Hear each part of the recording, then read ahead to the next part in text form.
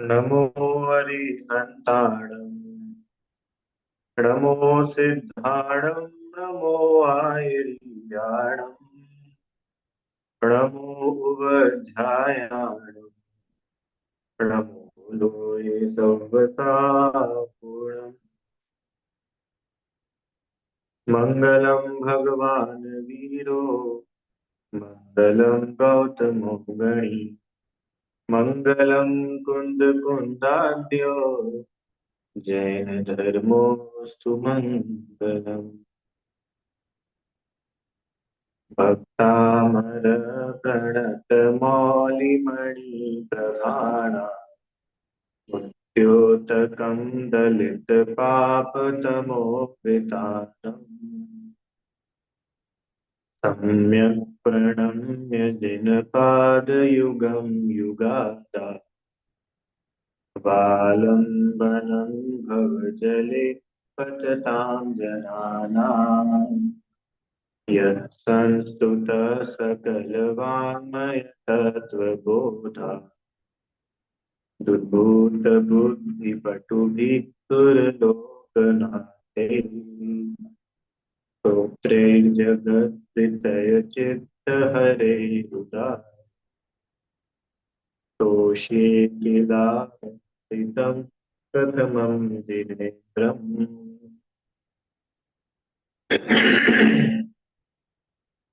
आचार्य मानवतुम स्वामी द्वारा रचित श्री भक्तामर स्तोत्र का हम लोग अर्थ समझ रहे हैं। और कल हमने इसमें 40वें काव्य को देखा था, जहाँ आचार्य देव ने क्या बतलाया था कि कल्पांत काल के समान भीषण जलती हुई अग्नि जो समस्त विश्व को निगलने वाली हो, इस प्रकार की अग्नि भी हे जिनेन्द्र देव स्वनाम कीर्तन, आपके नाम कीर्तन रूपी जल से पूर्ण रूप से शमित हो जाती है, शांत हो जाती है। ऐसी सुंदर जिनेन्द्र देव की भक्ति है। इनकी भक्ति की महिमा ही है कि देखो, जो ये भक्तामृत स्तोत्र में बताया ना, तो आचार्य ने तो यहाँ पे बिल्कुल एक्सट्रीम वाले बड़े बड़े दुख बताए। मानो आग लग गई, हाँ, शेर आ गया, हाथी आ गया, अभी ये सांप आएगा आज। बोल रहे कि इतने बड़े बड़े दुख भी जिन देव के नाम स्मरण से, उनकी छत्र छाया में आ जाने से मिट जाते हैं, तो फिर छोटी मोटी की तो बात ही नहीं, है ना। तो ऐसे हम और आप सभी के चित्त में जिनेन्द्र भगवान की सही मायने में सम्यक रूप से भक्ति हो, ये अपन लोगों को इस भक्तामृत से सीखना चाहिए। ठीक है, आइए आज 41वें नंबर का काव्य पढ़ते हैं अपन। रक्ते क्षणं समद कोकिल कंठ नीलम क्रोधोद्धतं फणिनमुत्फणमापतन्तम् आक्रामतीक्रमयुगेण निरस्तशङ्कः त्वन्नामनागदमनि हृदयस्य पुंसः। क्या कह रहे हैं? रक्ते, ये या इस वाले काव्य में बतलाएंगे कि हे जिनेन्द्र देव, जिस पुरुष के हृदय में आपका नाम है, उसको महा महा जहरीला सर्प भी कुछ बाधा नहीं पहुंचाता। उल्टा वो तो उस सर्प को लांघ करके आगे निकल जाता है। ऐसा इस काव्य का भाव है। देखो अपन पढ़ते हैं। रक्ते क्षण समद कोकिल कंठ नीलम। अब यहाँ पे पहले उस सर्प के बारे में बता रहे कि वो सर्प है कैसा। अभी सभी काव्यों में ऐसा हुआ ना, पहले हाथी के बारे में बतलाया था कि वो हाथी है कैसा, फिर सिंह के बारे में बतलाया वो सिंह कैसा है, फिर अग्नि के बारे में बताया कि वो अग्नि कैसी है। अब वो सर्प के बारे में बतला रहे हैं कि किस सर्प की बात है, कि देखो कैसे वाला सर्प है। रक्ते क्षणम, रक्त, रक्त मतलब क्या होता है? हाँ, एक शब्द के अनेक अर्थ होते हैं। जैसे रक्त का एक मीनिंग तो अपन सब लोग समझते हैं, ब्लड, खून, है ना। रक्त का और एक अर्थ राग, राग। इसी में रक्त है, इसी में लगा हुआ है ना। रक्त मतलब उसी में मग्न है ना। बोलते हैं भैया इन्हीं में रक्त रहते हैं, इन्हीं में रक्त है, माने उसी में मगन है। ऐसा राग भी उसका एक अर्थ होता है। और यहाँ पर रक्त का अर्थ खून जैसा लाल होता है, ऐसे यहाँ पर लाल लिया। ठीक है। कई बार जो शब्द है या कोई भी पदार्थ है, उसके गुण का नाम लेकर के भी उसको डिनोट किया जाता है, या उसके गुण से उसका नाम लेकर उसके गुणों को डिनोट किया जाता है। जैसे मान के चलो ज्ञान बोला, तो समझ में आ जाता है आत्मा की बात चल रही है ना। गुण से द्रव्य का पता लगता है। ऐसे ही यहाँ पर समझना, रक्त माने खून की बात नहीं है। जैसा लाल एकदम खून होता है, ऐसा लाल। इक्षणम, इक्षणम माने नेत्रों वाला, लाल नेत्र वाला। लाल नेत्रों से समझ में आया। एकदम लाल लाल आंख, मतलब खूब गुस्सा, खूब क्रोध जिसके चढ़ा हुआ है, ऐसा सर्प। आगे स मद, मद सहित, मद सहित मतलब घमंड सहित। और ये समझो कि जिसके ऊपर ऐसा मद सवार है कि वो कुछ देखने नहीं वाला, है ना, ऐसा मद जिसके सवार है। कोकिल कंठ, कोकिल कंठ, कोयल के कंठ जैसा। कोकिल मतलब कोयल, है ना, और कंठ मतलब गला। नीलम, नीलम माने नीला। कोयल के कंठ के समान नीला जिसका कंठ है। नीला जिसका कंठ है मतलब महाजहरीला सर्प है। अरे, ये लोक में शिव जी का एक नाम आता है ना, नीलकंठ। ये क्यों बोलते हैं उनको नीलकंठ? क्योंकि वो अपने कंठ में विष विष धारण करे हुए है ना। ऐसे ही बोलते हैं ना। तो नीलकंठ माने ये जो सर्प जिसकी बात चल रही है, लाल आंखों वाला मद सहित, कैसा है? महाजहरीला सर्प है। आपको मालूम है, अनेक अनेक प्रजातियों के सांप अभी पाए जाते हैं। कुछ सांप ऐसे होते हैं कि जो डस लेते हैं तो भी उनका जहर नहीं चढ़ता। कुछ ऐसे भी होते हैं कि जो डस लेते हैं, पर थोड़ा उपचार करा लो तो क्या होता है, ठीक हो जाता है, जहर उतर जाता है। कुछ सांप ऐसे होते हैं कि जो डस लेते हैं, तो जब तक वही सांप आकर के चूसे नहीं, तब तक वो जहर नहीं उतरता। कुछ सांप ऐसे होते हैं कि जो एक बार डस ले तो बचना नामुमकिन है। कुछ सांप ऐसे होते हैं कि जो एक बार अपना विष छोड़े तो सौ सौ लोग मर जाएं, इतने जहरीले होते हैं। कुछ सांप ऐसे होते हैं, अब बोलोगे भैया आज का सांप के ऊपर पीएचडी करके आए हो क्या आप? कुछ सांप ऐसे होते हैं जो बोलते हैं ना, कोबरा, कितने खतरनाक जहरीले। एक होते गोल्डन कोबरा, काले नाग से भी खतरनाक वो गोल्डन नाग होते। अनेक अनेक प्रकार के सांप होते। एक प्रकार की प्रजाति तो ऐसी होती कि वो आपको देख ले और जहर चढ़ जाता है।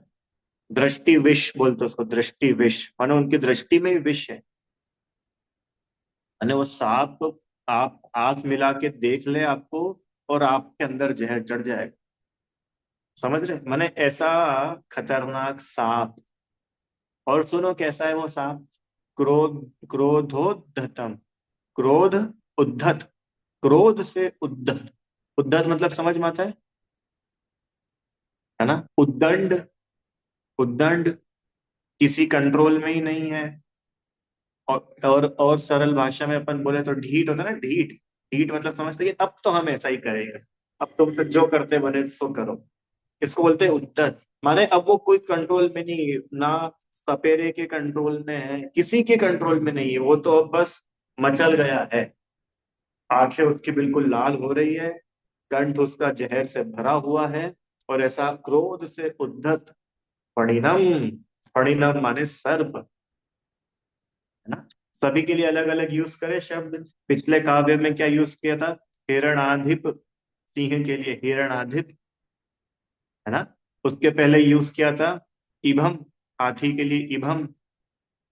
याद आ रहा है कि नहीं आप लोगों को, इभम। और ऐसे ही सर्प के लिए यहाँ पे क्या शब्द यूज करा? फणिनम, फणिनम माने सर्प। उत्फणम, उत्फणम, फण को ऊपर उठाया हुआ, आपतंतम, सामने से आ रहा है। मैं समझ रहा है? ऐसे फण को फैलाया हुआ वो सर्प, और बिल्कुल आंखें जिसकी लाल, कंठ से, कंठ जिसका जहर से भरा हुआ है, मद सहित क्रोध से उद्धत, ऐसा वो महाविशैला सर्प क्या हो रहा है, फण फैला करके अपने सामने आ रहा है। अब क्या करना है भैया? क्या करना है? तो बोल रहे सुनो, वो सर्प तुम्हारा कुछ नहीं बिगाड़ेगा। क्यों, आपके पास में कोई मैजिक है क्या? कि हाँ ये है मैजिक, सुनो क्या है मैजिक।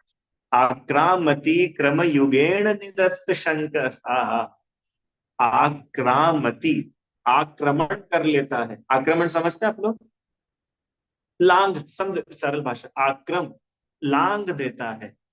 क्रम युगेण, ये क्रम शब्द पहले भी आया था। क्रम युगल, पर्वत उसमें आया था ना, पर्वत वाले में। वो बद्ध क्रम, बद्ध क्रम वो शेर वाले में आया था कि सिंह ऐसा पैर पीछे करके अटैक करने के लिए तैयार है। तो क्रम मतलब पैर, युगेण दोनों, दोनों पैरों से लांग जाता है। कौन लांग जाता है? अंतिम लाइन, पुंसः, पुरुष।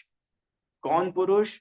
जिसके हृदय में, हृदयस्य, जिस हृदय में आपके नाम, त्वत नाम, नाग दमनी, आपके नाम रूपी नाग दमनी जिसके हृदय में है, वह पुरुष उस सर्प को निरस्त शंका, समस्त संदेह को छोड़कर दोनों पैरों से लांघ जाता है।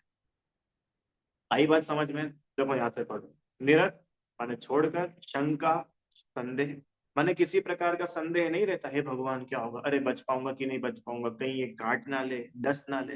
अरे जिसके हृदय में जिन देव रूपी, जिन देव का नाम रूपी नाग दमनी, नाग दमनी समझ में आती है? एक जड़ होती है, जड़ी बूटी होती है, नाग दमनी, बतलाऊंगा उसके बारे में आपको। तो ये ऐसी होती है कि ये कैसा भी जहर हो, इससे वो जहर चढ़ता ही नहीं है। माने ये पेड़ इतना स्पेशल होता है कि इसके आसपास भी सांप भटकते नहीं है। इतना स्ट्रॉन्ग पावरफुल ये जड़ी बूटी होती है। तो बोल रहे हैं कि आपका नाम रूपी नाग दमनी जो है, जिस पुरुष के हृदय में हो, वो तो सब शंकाओं को छोड़कर ऐसे महाविषैले सर्प को भी क्या करता है, दोनों पैरों से लांग जाता है।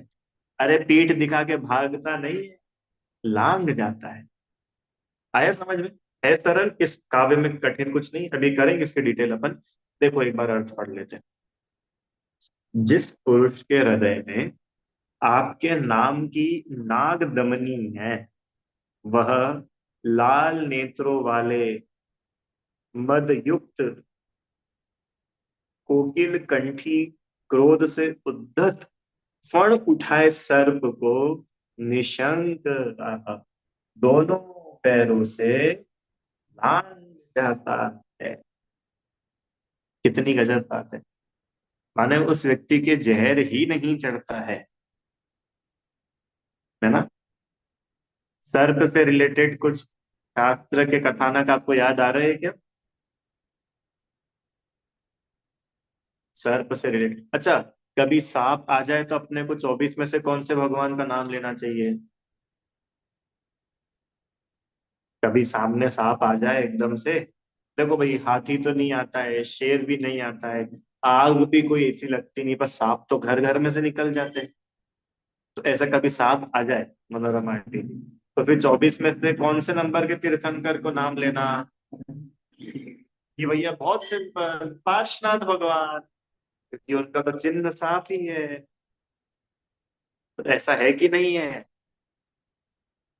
कि भैया पारसनाथ अकेले नहीं, तुम तो कोई से भी तीर्थंकर, अरे जिन देव अगर तुम्हारे हृदय में विराजे है, तो चाहे कोबरा आ जाए, चाहे एनाकोंडा आ जाए, चाहे कुछ भी सांप आ जाए, नेवला आ जाए, बिच्छू आ जाए, अजगर आ जाए, तुम दुखी नहीं होने वाले हो। क्यों? कि तुम्हारे हृदय में जिन देव का वास है, उनकी भक्ति है, उनके प्रति श्रद्धा है। ठीक है। तो भैया कोई स्पेसिफिक तीर्थंकर कोई स्पेसिफिक काम करते हैं, ऐसा बिल्कुल भी नहीं है। तो भैया सारे तीर्थंकर सब काम करते हैं क्या? कि नहीं, तीर्थंकर कुछ भी काम नहीं करते हैं। उनकी भक्ति जिसके हृदय में होती है, उसके काम हो जाते हैं। आपको ये अंतर आ रहा है सब लोग को समझ में? क्यों? पार्श्वनाथ भगवान रविवार के दिन, और मुनि सूरतनाथ भगवान शनिवार के दिन, और चंद्रप्रभ भगवान सोमवार के दिन। ऐसा होता है क्या? ऐसा करा है ना लोगों ने, 7 दिन के साथ, 24 में से 7 तीर्थंकरों के साथ अलग अलग दिन डिवाइड कर लिए। सही बताओ। जय श्री आंटी। अगर संडे के दिन अपन ने पार्श्वनाथ भगवान की पूजा नहीं की, तो पार्श्वनाथ भगवान नाराज हो जाएंगे। इसलिए संडे को तो जरूरी है करना। और शनिवार को मुनि सूरतनाथ भगवान की जरूरी है।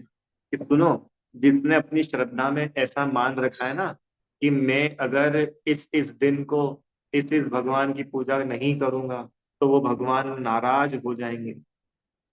ए सॉरी, उस इस दिन इन भगवान की पूजा करने से ये भगवान प्रसन्न होते हैं। भी शनिवार को मुनि सूरतनाथ भगवान की करना, तो तुम्हारे शनि ग्रह की बाधा दूर हो जाएगी। इस दिन सोमवार को इस वाले ग्रह की करना, तो इस ग्रह की दूर, मंगल ग्रह की दूर। तो एक एक ग्रह से एक एक भगवान को अपन ने फिट कर दिया। अगर हमारी मान्यता में ऐसा है कि हमारी पूजा करने से भगवान प्रसन्न हो जाते हैं, सुन रहे सब लोग? तो कहीं ना कहीं आपकी मान्यता में पता है क्या है, कि 24 में से 7 तो प्रसन्न हो जाते हैं, और वो जो 17 है ना, वो 17 क्रोधित हो जाएंगे। वो तुमसे द्वेष करने लग जाएंगे। तो तुमने अपनी श्रद्धा से कितना बड़ा गड़बड़ कर दी। 24 में से 7 को तो तुमने बना दिया भला, और 17 को तुमने बना दिया बुरा। तो भगवान तो बुरे सिद्ध हो गए। अरे बात आई कि नहीं समझ? अरे, कोई भगवान कभी प्रसन्न होते ही नहीं है। और जो प्रसन्न होते हो, वो भगवान ही नहीं है। आई बात समझ में? ये आचार्य देव भगवान को प्रसन्न करने के लिए स्तुति नहीं लिख रहे, राजा को प्रसन्न करने के लिए नहीं लिख रहे, उपद्रव, वो तो स्वयं प्रसन्न रहने के लिए लिख रहे हैं। आप लोग समझिए। ये आचार्य अमृत चंद्र स्वामी ने लिखा समय सार ग्रंथ की टीका में, कि भैया हम ये टीका क्यों लिख रहे हैं? प्रश्न, हम ये टीका क्यों लिख रहे हैं? तो पता है उन्होंने क्या उत्तर दिया? मम परम विशुद्धि, मेरे अंतरंग की विशुद्धि बढ़े, हम तो उसके लिए समय सार की टीका लिखते हैं। हमको ये थोड़ी चाहिए कि फलाने फलाने का कुछ भला हो जाएगा इसलिए हम लिख करके जाए। इतनी फुर्सत है मुनिराज को? ठीक है। तो भैया अपने अंदर से इस भ्रम को बिल्कुल हटा देना। क्या? कि भगवान, इन इन भगवान की विशेष पूजा अर्चना करने से ऐसा ऐसा लाभ होता है। ठीक है।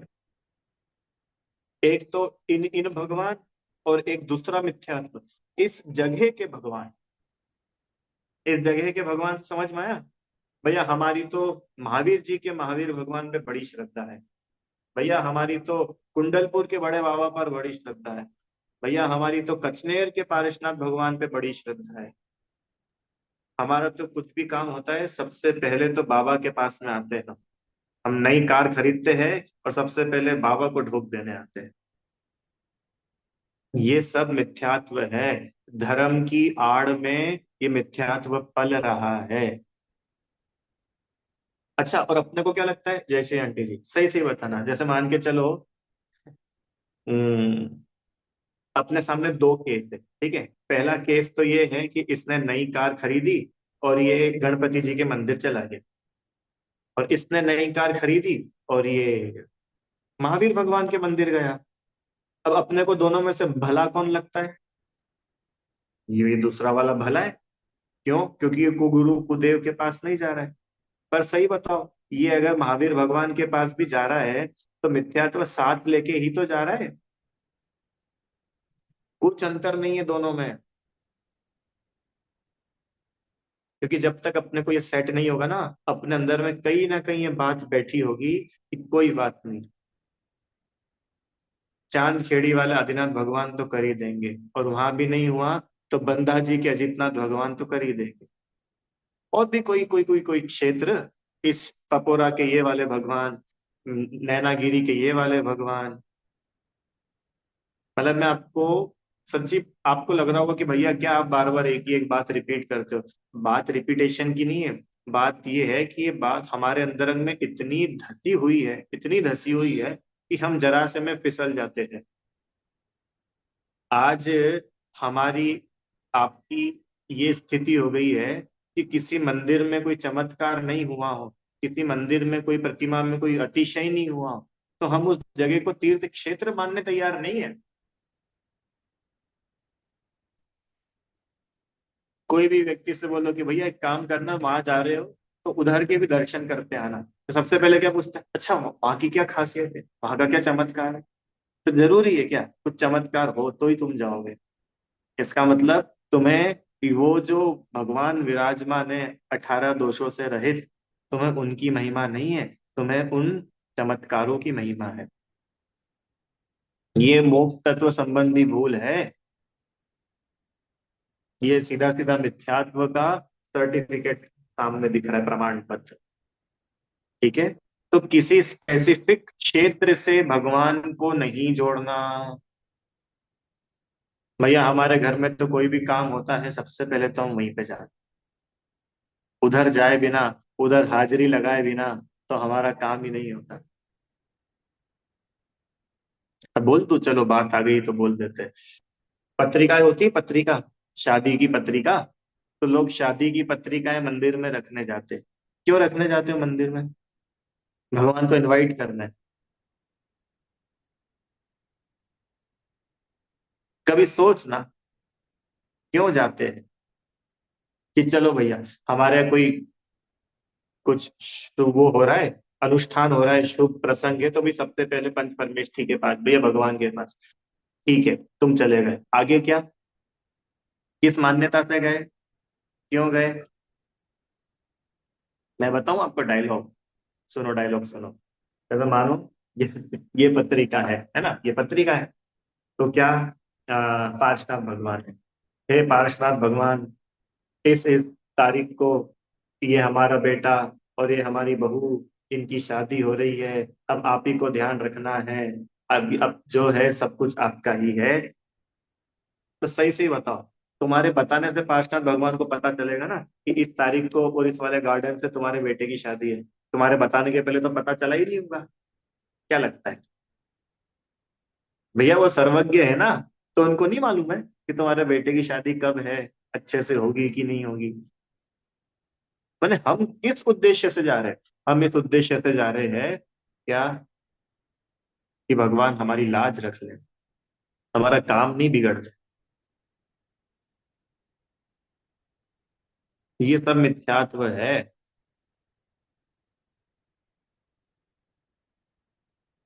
ठीक है, सब मिथ्यात्व है। चलो, क्या लिख रहे हैं? हाँ, क्या बता रहा था मैं आपको, नाग दमनी। ये नाग दमनी क्या होती है, देखो इस पर लिखा है, पढ़ के सुना देता हूँ आपको। नाग को वश में करने वाली नाग दमनी एक जड़ी बूटी है, जो शिमला के पहाड़ों पर पाए जाने वाले वृक्ष है। उसकी लकड़ी अंदर से सफेद और मुलायम होती है, और उसकी पत्तियां 2.5 फुट चौड़ी होती, माने ऐसा वो नागदमनी का पेड़ होता है। वैद्यक शास्त्रों के अनुसार इसके गुण चरपरे, कड़वा और वात पित्त कफ नाशक, विष नाशक, इस प्रकार के गुण उसमें पाए जाते हैं। इस वृक्ष के पास सर्प आते ही नहीं, और पास आ जाते हैं तो उनका सारा जहर खत्म हो जाता है। तो ऐसा वो नाग दमनी क्यों बतलाया नाग दमनी के बारे में, कि हे जिनेन्द्र देव, ये जो नाग दमनी जगत में प्रसिद्ध है ना, कि ये बड़े से बड़े जहरीले सर्प भी क्यों ना हो, उनका जहर उतर जाता है। ऐसे ही जिसके हृदय में आपके नाम रूपी नाग दमनी है, उसके वो ऐसे सर्प को भी लांघ करके निकल जाता है। ठीक है, अब देखो ये रूपक अपने को समझने की आवश्यकता है। जैसे आप लोग समझ ले मनोरमा आंटी जी, जैसे आचार्य ने क्या करा, नाग दमनी से कंपेयर किया भगवान का नाम को, है ना। भाई जिसके पास में नाग दमनी है उसको जहर नहीं चढ़ेगा। ऐसे ही जिसके हृदय में भगवान का नाम है उसको क्या नहीं होगा। ये दोनों मैचिंग बिठानी पड़ेगी ना। अरे समझ में आ रहा है कि नहीं। जैसे नाग दमनी है तो जहर नहीं चढ़ेगा, ऐसे ही हृदय में भगवान का नाम है तो क्या नहीं होगा। तो बोल रहे जहर नहीं चढ़ेगा। काय का जहर नहीं चढ़ेगा? मिथ्यात्व का, सांप का नहीं। मिथ्यात्व का जहर। विष।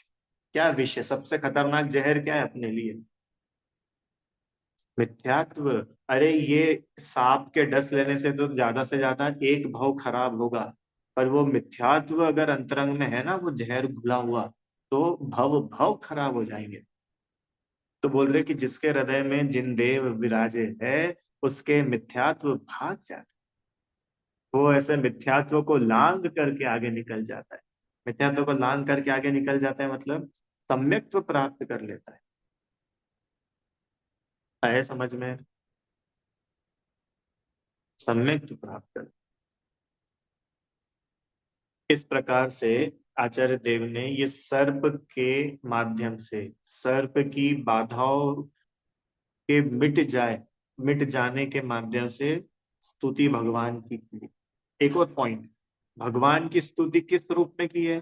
कि जिसके हृदय में आपकी भक्ति है उसके स्वयं में सारे कष्ट संकट दूर हो जाते हैं। आप नहीं करते हैं। ये बार बार याद रखनी चाहिए बात। क्योंकि क्या है, अपने को जहां ऐसा बैठा ना, भगवान ने किया, भगवान ने किया, भगवान ने किया, तो वहां मिथ्यात्व खड़ा होता है। ठीक है। मिथ्यात्व क्या होता है? अब यहाँ लिखे ना कि भाई भगवान के नाम मात्र से वो मिथ्यात्व भस्म हो जाता है, खत्म हो जाता है, उतर जाता है। तो मिथ्यात्व होता क्या है बोलो भाई। आप लोग बताओ मिथ्यात्व क्या होता है।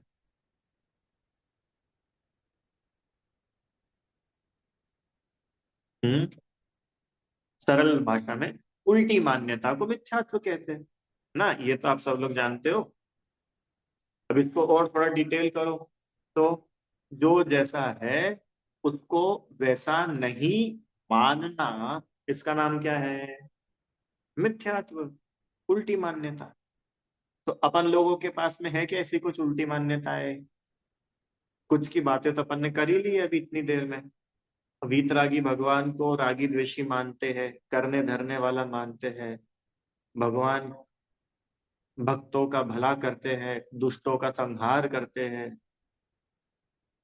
उनके भक्तों को पुण्य देते हैं और पापी लोगों को भगवान श्राप देते हैं, पाप देते हैं।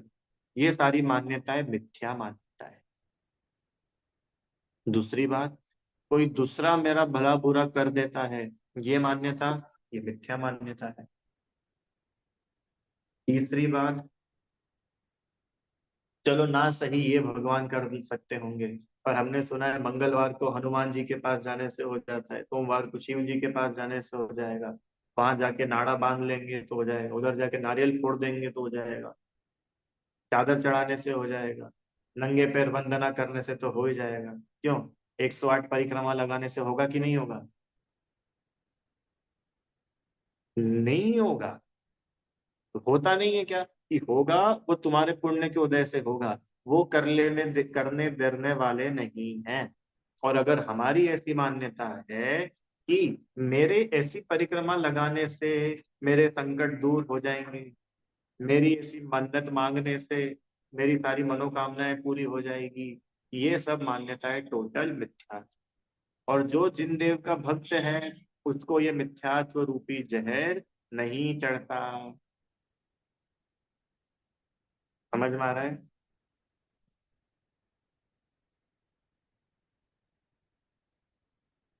अच्छा, पाप खतरनाक है या मिथ्यात्व खतरनाक है? हाँ, मिथ्यात्व खतरनाक है। क्यों? क्योंकि अगर इस पाप के साथ अगर मिथ्यात्व भी है ना, हाँ, तो ये मिथ्यात्व के साथ वाला पाप हमको अनंत काल तक संसार में भरमाएगा। और मिथ्यात्व ना हो और भले पाप हो भी, तो भी वो जीव अनंत काल तक संसार में नहीं रहने वाला। मिथ्यात्व के वश होकर ये जीव बड़े बड़े पाप करता है। इसके लिए इस मिथ्यात्व का जिस जिस प्रकार से नाश हो, वो उपाय करना योग्य है। दुनिया क्या कर रही है, दुनिया कहाँ जा रही है, बड़े बड़े लोग भी वहां जाते देखे हैं। और भैया, आप ऐसा क्यों बोल रहे हो, हमने तो खुद ने सुना है। क्या? कि इनका बहुत समय से शादी नहीं हो रही थी, और इन्होंने पार्शनाथ भगवान के यहाँ पे आकर के नारियल चढ़ाया, और 2 महीने बाद तो इनकी सगाई पक्की हो गई, शादी हो गई। हमने तो इतने केस देखे। बोलो कोई ऐसा केस आपके सामने लेके आ जाए तो।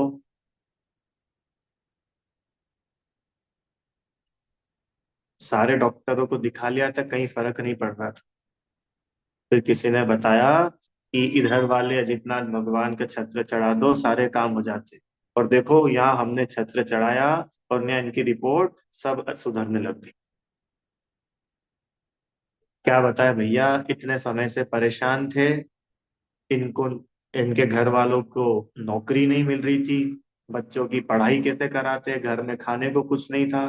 किसी ने बोला कि इस मंत्र की रोज इतनी इतनी जाप करो।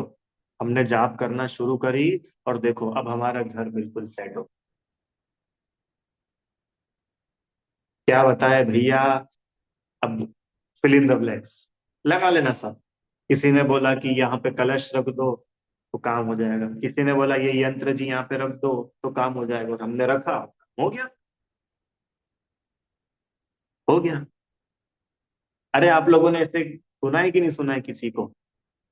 जय श्री आंटी। तो ऐसा तो है नहीं कि भैया 100% लोगों के काम होते ही नहीं है। हम तो वो वाले एग्जाम्पल्स लेके आ रहे हैं आपके सामने कि जो रियल में आप लोगों ने सुने होंगे। कोई तो आपके रिश्तेदार भी होंगे, उनकी तो भैया बीमारी ठीक नहीं हो रही थी। और क्या बताए, जब से उनको किसी ने बताया कि ये वाला काव्य पढ़ो, उनने पढ़ना शुरू करा, और हो गया। भैया हमारा बच्चा तो हर साल स्कूल में 40 नंबर लेके आ पाता था, बड़ी मुश्किल से। फिर किसी ने बताया कि ये वाले नंबर का काव्य पढ़ो। अब अब भैया मेरिट में आने लग गया वो। तो ये सारी चीजें होती है कि नहीं होती? होती तो दिख रही है हमको। आपको बात आ रही है कि नहीं समझ में? हमको तो दिख रही होती। क्या करे बताए, इतने साल से इतने इतने जगह चले गए, इतने डॉक्टरों को दिखा दिया, बच्चा ही नहीं हो रहा था। और किसी ने बोला कि इन माता को जाके चोला चढ़ाओ। हमने इनको चोला चढ़ाया, और इन्होंने हमारी झोली भर दी। हमको हो गया, देखो भैया बच्चा हो गया हमारी बहू को। अब प्रश्न ये है, ये सब चीजें तो हम और आप देख सुन रहे हैं, तो क्या सत्य है? ये चीजें होती है कि नहीं होती है? बोलो जल्दी। 2 दिन पहले इसका उत्तर दिया था आपको। हम्म। होती है? नहीं होती है। एक कार्य के होने में अनेक कारण होते हैं। अपना पुण्य का उदय हो तो कार्य बनते हैं, और पुण्य का उदय ना हो तो कार्य नहीं बनते हैं। कोई भगवान, कोई छत्र, कोई चमर, कोई चोला, कोई परिक्रमा, ये कुछ करते नहीं है। बिल्कुल ऐसी मान्यता नहीं रखना। और आप बोलो कि नहीं भैया हमने तो साक्षात देखा है, इनके घर में ऐसा हो गया, तो सुनो, ये तो एक व्यक्ति है ऐसा जिसका हो गया। ऐसे हजारों लोग गए थे इनकी दुकान से कलश खरीद के। तुम सबसे जाके तो पूछो सबका काम हुआ कि नहीं हुआ। क्यों? मंदिरों में आ आ करके इतने इतने लोग अपनी मनोकामनाएं रखते हैं। करते हैं ना। कोई क्या करता है, कोई क्या मांगता है, किसी को एग्जाम में फर्स्ट आना है, किसी को नौकरी लगवानी, किसी को प्रमोशन चाहिए, किसी को पत्नी से बचना है, किसी को बच्चों का दुख है, किसी को बच्चों का एडमिशन कराना है, किसी को माता पिता की चिंता है, किसी को दुकानदारी की चिंता है, किसी को शरीर की चिंता है। हाँ, किसी को पड़ोसियों की चिंता है, किसी को देश की चिंता है। सब अपनी अपनी प्रॉब्लम्स लेकर के ही तो जा रहे हैं वहां पे।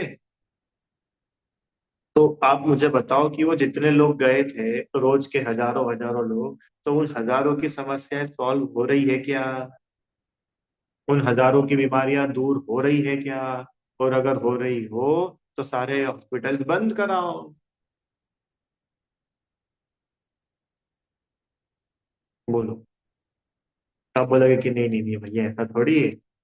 मैं आपको उदाहरण बता सकता हूँ, अब नाम तो मैं नहीं दूंगा। ऐसे ऐसे उदाहरण साक्षात मेरी आंखों से देखे थे। हमारे इधर एक व्यक्ति है, परिचित है। वे, उनके यहाँ पे दरबार लगता है। दरबार समझ गए ना? जैन है वे, जैन है। और उनके यहाँ दरबार लगता है। किसका दरबार लगता है? पद्मावती माता का दरबार लगता है। ठीक है। और क्या होता है कि जगह जगह से, दूर दूर से लोग अपनी अपनी प्रॉब्लम्स लेकर के आते हैं। और शायद हर फ्राइडे या ऐसा कुछ उनका होता है, हर फ्राइडे को सुबह सुबह। और वो उनको उपाय बताते हैं, और वो लोग उनको पैसे देते हैं चढ़ावा, और लोग चले जाते हैं। ऐसा चलता रहता है। हर शुक्रवार उनके यहाँ पर लोग आते हैं, कुछ कुछ अपनी बातें बताते हैं। वो पद्मावती माता का उनको वो रहता है, और पता नहीं, उस ही घर में, उन्हीं पद्मावती माता जी के भगत को हार्ट अटैक आ गया। अब मेरा आपसे प्रश्न है कि जो व्यक्ति पूरे जगत की प्रॉब्लम्स को सॉल्व कर रहा है, वो व्यक्ति अपने घर में आई हुई प्रॉब्लम को क्यों नहीं पकड़ पा रहा था? और ऐसा हार्ट अटैक आया, कैसा हार्ट अटैक आया कि 75% तो खत्म। वो चार, वो होते हैं ना, क्या बोलते हैं उसको, आर्टरीज वगैरह, चार उसमें से तीन खत्म। अब प्रश्न ये है कि जो स्वयं, जिनके घर के लोग दुनिया को खुश करने के लिए, दुनिया की समस्याएं सॉल्व करने के लिए दरबार लगा रहे हैं, उनके घर के लोग खुद ही तो दुखी है। इससे क्या सिद्ध हुआ? क्या सिद्ध होगा इससे? सब अंधविश्वास है। चाहे तुम भगवान के नाम पे करो, चाहे देवी देवताओं के नाम पर करो, चाहे और किसी के नाम पर करो, चाहे भक्ता में स्तोत्र के नाम पर करो, सब कुछ अंधविश्वास है। अंधविश्वास इज इक्वल्स टू मिथ्यात्व। अंधविश्वास बराबर पाप। पुण्य नहीं, पाप। ये तो बिल्कुल मेरी आंखों देखी सामने की घटना आपको शेयर कर रहा हूं मैं। ऐसी अनेकों अनेकों और दूसरी घटनाएं भी होंगी जो आपने अपने आसपास कहीं देखी होगी, कि ऐसे ऐसा इनके साथ में हुआ। और ये तो जगत के दुखों को दूर करते रहते हैं, और इन्हीं के ऊपर दुख आ गए।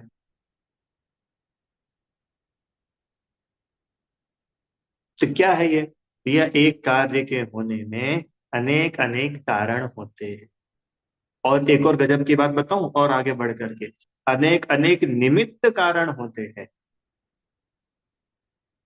निमित्त कारण होते हैं। निमित्त मतलब अकिंचित कर। निमित्त मतलब जो कुछ नहीं करता है, उसका नाम है निमित्त।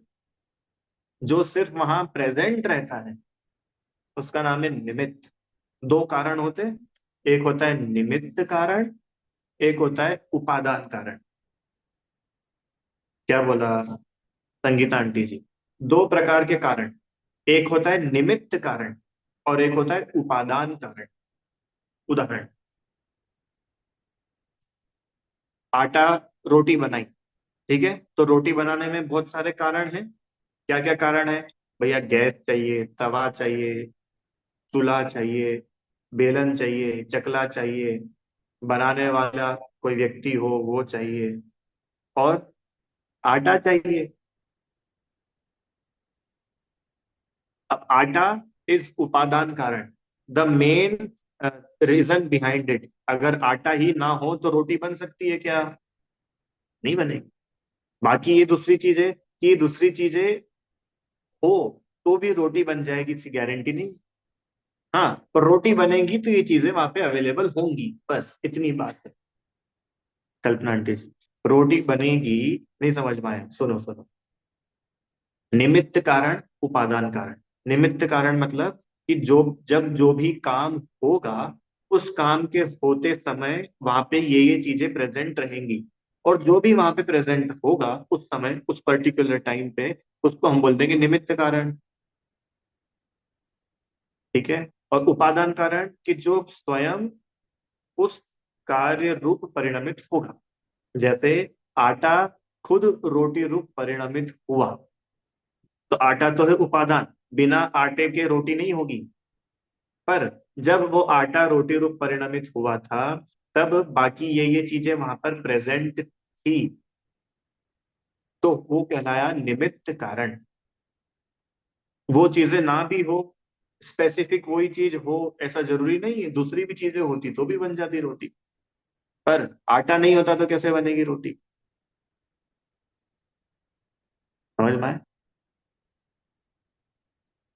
देखो, मूल बात इतनी है समझने की, हम निमित्त नैमित्तिक संबंध को कर्ता कर्म संबंध बना लेते हैं। समझना, हम निमित्त नैमित्तिक संबंधों को कर्ता कर्म संबंध बना लेते हैं। बड़ी सरल सी बात है। जैसे भगवान की भक्ति करने से दुख दूर हो जाते हैं, ये स्टेटमेंट सही है कि गलत है?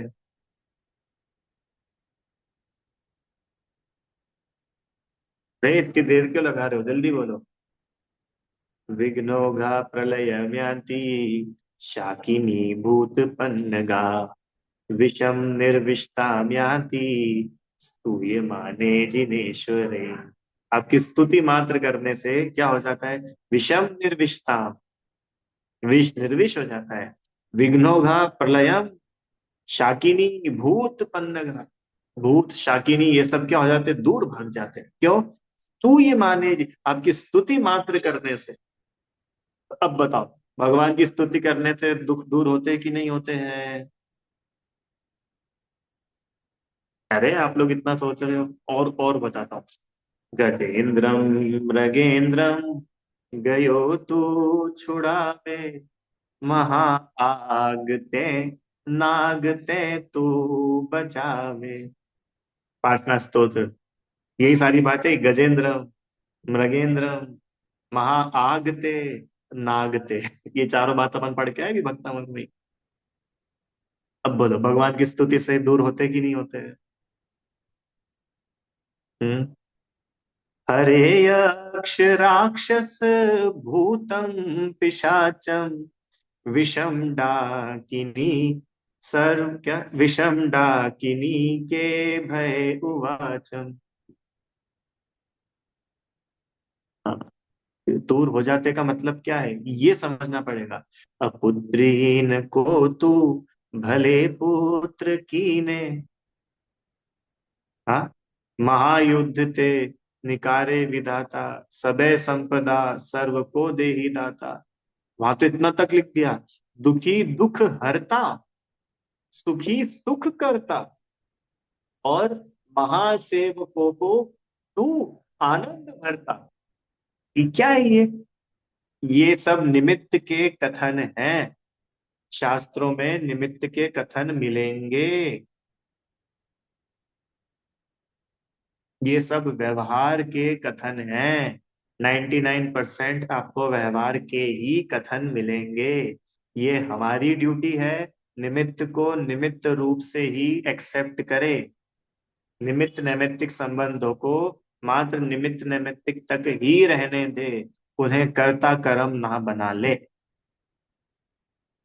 व्यवहार को व्यवहार रूप से ग्रहण करे, परमार्थ ना मान ले। ये तो समझ में आया ना आपको? तो क्या कहना चाहते हो भैया, अब पुत्रीन को तू भले पुत्र दीने, माने जिसको पुत्र नहीं है उसको आप पुत्र दे देते हो। क्या ये सेंटेंस गलत है? कि सुनो, गलत नहीं, व्यवहार का कथन है, उपचार का कथन। क्यों? अगर ये ही परमार्थ हो तो जगत में इतने और भी लोग हैं जो इनकी भक्ति नहीं करते, उनके भी तो पुत्र हो रहे हैं। नहीं हो रहे? हो रहे। विदेशों में इतने लोग हैं जो नाम तक नहीं जानते इन भगवानों के, तो क्या उनके सुख नहीं हो रहा है, उनका दुख नहीं जा रहा है?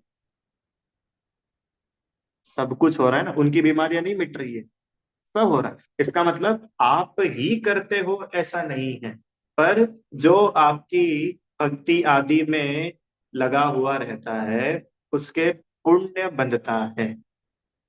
ठीक है? और उस पुण्य के उदय से उसके ये सारे कार्य होते दिखते हैं। आप करते हो ऐसा नहीं है। ये डिफरेंस समझ में आया आपको? अगर आप करते हो तो वो करता हो गए भगवान।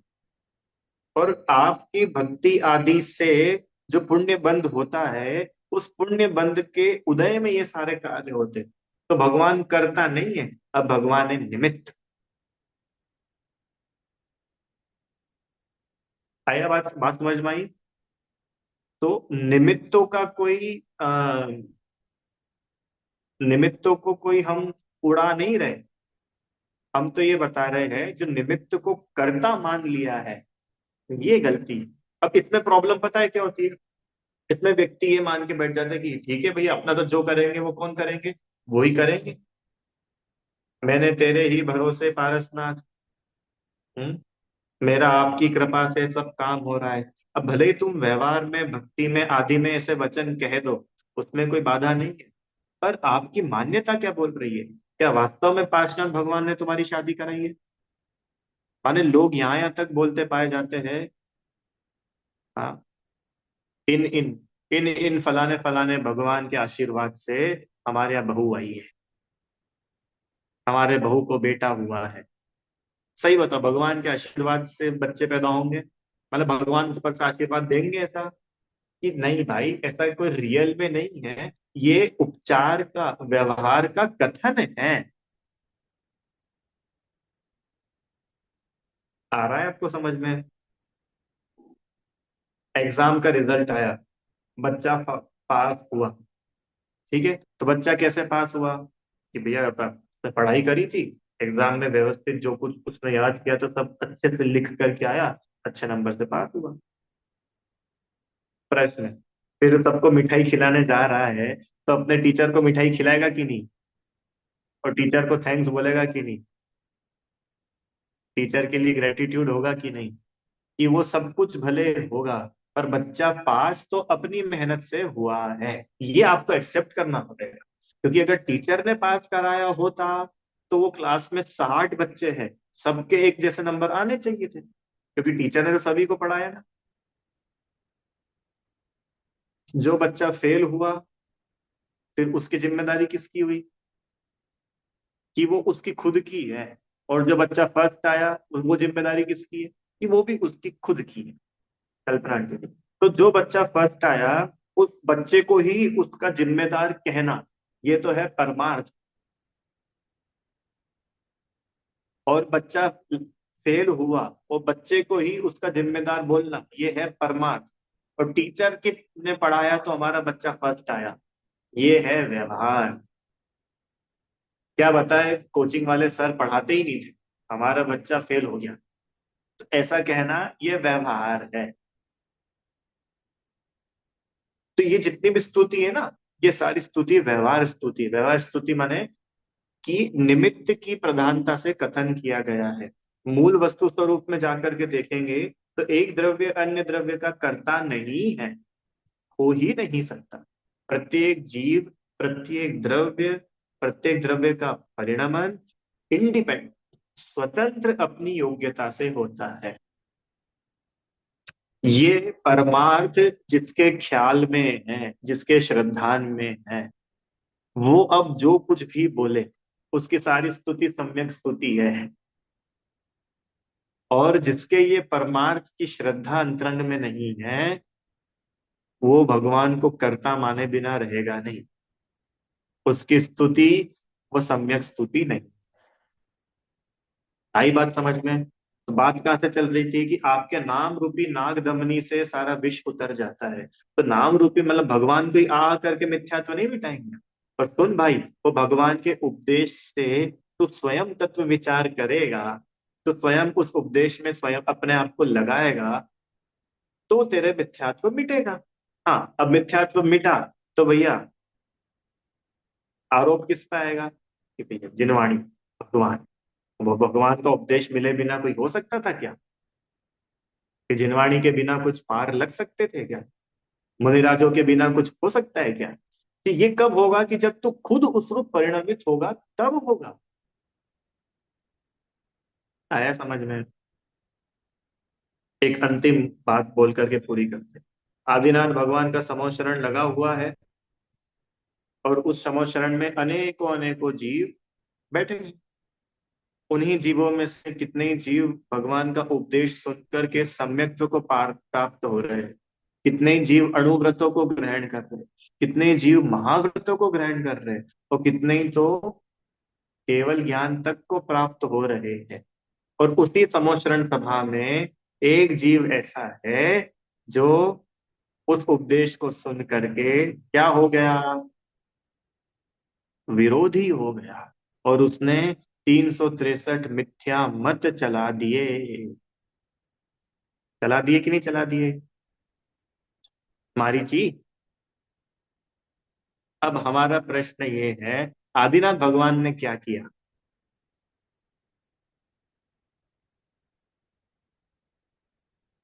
क्या किया? आदिनाथ भगवान ने 363 मत चलवाए क्या? कि नहीं, उन्होंने तो उनका उपदेश देने रूप कार्य किया। अब उस उपदेश को सुनकर के कौन कैसे परिणमित हो रहा है, वो तो सब जीवों की अपनी अपनी योग्यताएं हैं। उसमें भगवान तो निमित्त मात्र है। और निमित्त मतलब जिसका कुछ रोल नहीं है। कल्पना आंटी जी, अब समझ में आया? निमित्त का रोल नहीं होता, कार्य होता है उपादान से। हाँ, उपादान माने वो स्वयं उसको किस रूप से ग्रहण करके परिणमित हो रहा है। कार्य होता है उपादान से। ठीक है। अब वो रोटी के ऊपर आएंगे अपन बाद में, कि भैया वो रोटी बन रही है तो फिर उसमें निमित्त क्या और उपादान क्या। इतना समझो, जो स्वयं कार्य रूप परिणमित हो वो मुख्य है, वो उपादान है। और जो उस परिणमन में सहकारी हो वो निमित्त है। निमित्तों का role is not very much, the main role is of उपादान। ठीक है। और स्तुति करते समय हम लोगों की प्राय यही गलती होती है सबसे बड़ी, क्या? कि हम निमित्तों को कर्ता मान लेते हैं, व्यवहार कथन को परमार्थ मान लेते हैं।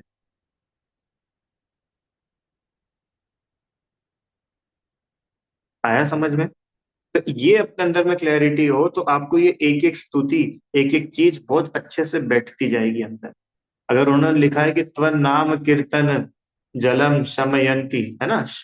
आपके नाम कीर्तन रूपी जल से सारी अग्नि बुझ जाती है? और अभी यहाँ पर ये बात लिखी है उन्होंने कि अ, आपके नाम, जिसके हृदय में आपका नाम रूपी नाग दमनी हो, उस पुरुष के ये सर्प कुछ नहीं बिगाड़ता।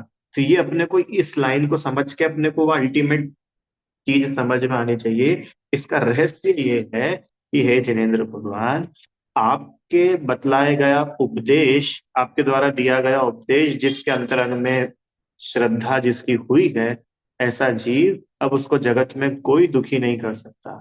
और दुखी नहीं कर सकता तो ठीक है, उन दुखों को लांघ कर वो आगे निकल जाता है, और वो दुख सारे वहीं के वहीं डले रह जाते हैं। ठीक है। ये मूल इस बात का प्रतिपाद्य विषय है। मेन ऑब्जेक्टिव ये ही है। तो फिर भैया ऐसा करके तो हमारी भगवान के प्रति भक्ति कम हो गई। ये भी एक प्रश्न हो सकता है कि पहले तो जब हमको, जब तक ऐसा लगता था कल्पना आंटी जी कि भैया अपना तो सब भगवान ही करते हैं, तो हम तो इतने डिवोशन के साथ भगवान के पास जाते थे। और अब आपने ऐसा बता दिया कि भगवान तो कुछ करते धरते हैं ही नहीं, तब हमारी भक्ति तो अब कुछ रही नहीं, बहुत रूखी सूखी भक्ति हो गई। क्यों? जब तक आपको ऐसा पता था कि मेरे पास में 1 करोड़ रुपए है, तो आप बड़े उत्साह से मेरे पास 1 करोड़ रुपए लेने आते। अब आपको ये पता चल जाए कि मेरे पास तो एक फूटी कौड़ी भी नहीं है, तो अब आप उस उत्साह के साथ थोड़ी आओगे मेरे पास। प्रश्न आया कि नहीं समझ में? अब कौन आएगा? कि सुनो, जो भागेंगे ना, वो सच्चे भक्त थे ही नहीं। वो सच्चा भक्त तो वो है कि उसको अब जिन देव का सही स्वरूप समझ में आया है, तो अब वो उनकी भक्ति किए बिना मानेगा नहीं। अभी तक तो वो लालच से, अभी तक तो वो स्वार्थ से, अभी तक तो उसको कुछ मतलब था, इसलिए वो भगवान के पास आता था। और अब वो जो भक्ति करेगा, वो तो निष्काम भक्ति है, निस्वार्थ भक्ति है। अब उसको इन रिटर्न भगवान से कुछ नहीं अपेक्षा है, निरपेक्ष है। उसको तो बस इस चीज का बहुमान है, इस चीज की ग्रेटिट्यूड है कि हे भगवान, आपने जो मार्ग बतलाया, वास्तव में वो ही सुखी होने का एकमात्र मार्ग है। अन्य कहीं वो बात ही नहीं है जो बात आपने बताई। इसलिए बस हमारा आपके सिवाय और कौन है? आप ही हो। आया समझ में? क्या प्रभु चरणों में धरूं आत्मा से सब ही, और वो तो प्रभु आपने ही दिया। श्रीमद जी ने लिखी ये बात, हे भगवान, आपने तो हमारे ऊपर ऐसा उपकार किया है, हम आपके चरणों में क्या रख दे, हमको समझ नहीं आता। अरे, हम आत्मा हैं, और आत्मा से बढ़ करके और क्या हो सकता है? ये आत्मा ही आपके लिए समर्पित है। अब बताओ, इससे बड़ा समर्पण और कुछ हो सकता है? हम्म। देहादिक प्रभुवाद से वर्ते प्रभुवाधीन, और ये शरीर आदि, अब ये सब हमने आपके हवाले कर दिए। अब बताओ, इससे बड़ा समर्पण और भक्त का क्या हो सकता है? कहने की बात, सारांश इतना है कि हम स्तुति का, भक्ति का सम्यक प्रकार से समझ करके उसको करें। अन्यथा हम सिर्फ अपने आप को ठगते रहेंगे, ये बोल बोल करके कि हमने भगवान की भक्ति करी। नए नए क्षेत्रों पे जाएंगे, नए नए भगवानों की प्रतिमाओं के दर्शन करेंगे, पर अंदर में वही पुराना मिथ्यात्व बैठा रहेगा।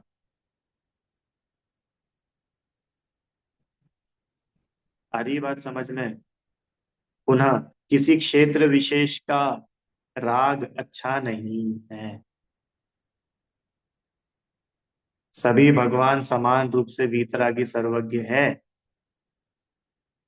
और उनमें भेद डालना मिथ्यात्व है। ठीक है। पंच कल्याणक में कौन से भगवान की प्रतिमा विराजमान करनी है? 24 की प्रतिमाएं विराजमान होने वाली मनोरमा आंटी जी, कौन से भगवान की करनी है आपको? कि भैया हमारी शांतिनाथ भगवान की करवा दो आप।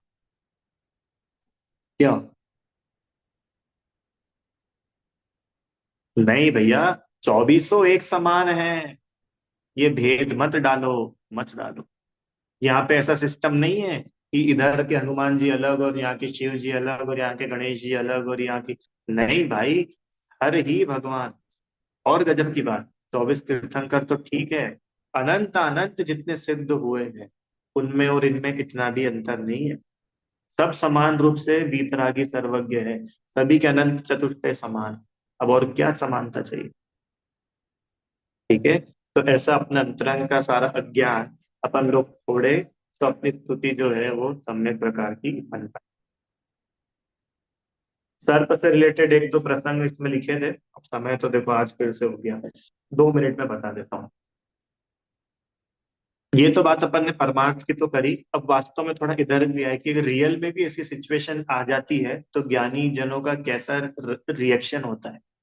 आज से ज्यादा साल पुरानी बात नहीं है, आई थिंक 60 70 100 साल पहले की बात होगी। एक मुनिराज हुए हैं, चारित्र चक्रवर्ती, शांति सागर जी। उनके जीवन की घटनाएं हैं, 2 3 घटनाएं हैं। वे जंगल में अथवा गुफाओं में, पर्वतों पर रह रहे थे। सांप आया, और सांप आकर के 2 बार ऐसा हुआ, पूरे शरीर से सांप लिपट गया, लिपट गया। एक बार आया, उनके हाथ पे लिपट गए। क्या करा होगा उन्होंने? क्या करा होगा? पूछा लोगों ने कि महाराज फिर आपने क्या किया? बोले क्या किया, कुछ नहीं, सांप अपना काम कर रहा था, हम अपना काम कर रहे थे। फिर चला गया।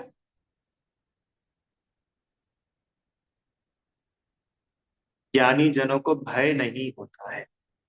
क्यों भय नहीं होता है? क्योंकि उन्हें विश्वास है, भगवान के एक एक वचनों का विश्वास है। अपने कर्म सिवाय जीव को कोई न फल देता कुछ। अभी जिसके अंतरंग में विश्वास है, उसके सामने सांप आ भी जाएगा तो उनको मालूम है कि आयु प्रमाण ये देह में रहना है तो रहेंगे, रहेंगे, रहेंगे। तो जब तक इस देह में है, तो क्यों ना सम्यक्त्व के साथ ही रहा जाए, क्यों मिथ्यात्व का जहर घोला जाए? नहीं घुलना सके। इसलिए रागी द्वेषी देवी देवताओं के चरणों में नहीं जाना। अरे जब अनंत वीर जिनके हैं, ऐसे भगवान, जब वो इस विश्व में एक द्रव्य दूसरे द्रव्य का कुछ नहीं कर पा रहे, तो ये रागी द्वेषी ये कर पाएंगे? इनमें है ऐसी सामर्थ्य? अल्प वीर्य के धनी कोई नहीं कर सकता। ठीक है, तो ऐसी श्रद्धा न अपने अंतरंग में हो, और जिन देव के प्रति अपनी सच्ची भक्ति हो, सच्चा बहुमान हो, यही वास्तव में का उद्देश्य है। ठीक है। जिनवाणी स्तुति। हे जिनवाणी भारती, तो ही जपू दिन रैन, जो तेरी शरणा गए सो पावे सुख चैन। जहाँ वाणी के ज्ञान से सुझे लोकालोक, तो वाणी मस्तक नमो सदा दे तुझ।